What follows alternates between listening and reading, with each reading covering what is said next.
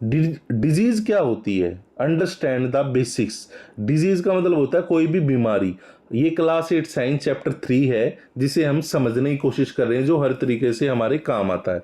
Disease एक ऐसी condition जिसमें हमारी बॉडी या माइंड का नॉर्मल काम करना प्रभावित हो, यानी इफेक्ट हो जाए।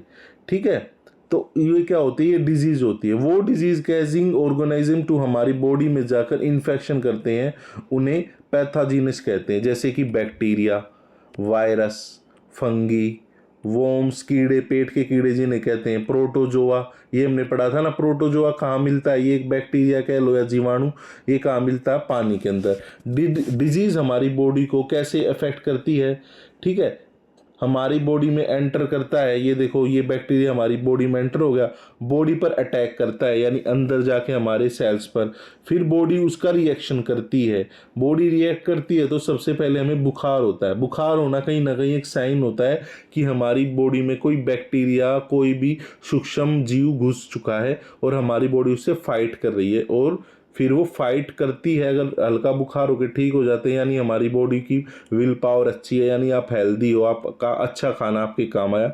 अदरवाइज आप बीमार होकर शायद हॉस्पिटल भी एडमिट हो जाओ। कुछ होती हैं कम्युनिकेबल डिजीज, जो क्या होती हैं, जो एक दूसरे से लग सकती है, जैसे कोल्ड।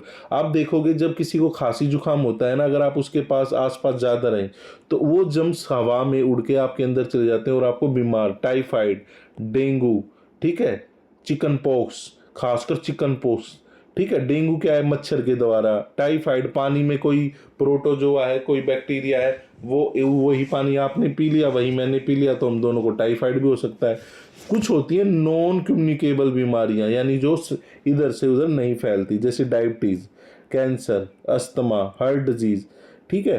तो कुछ बुखार भी है। अब ऐसे आजकल बुखार भी ऐसे आ गए हैं, वो भी एक दूसरे से फैल जाते हैं। डिजीज को समझना है प्रिवेंशन का पहला स्टेप, ठीक है। जितना ज़्यादा हम समझेंगे उतना हेल्दी रहेंगे। Healthy knowledge, healthy life.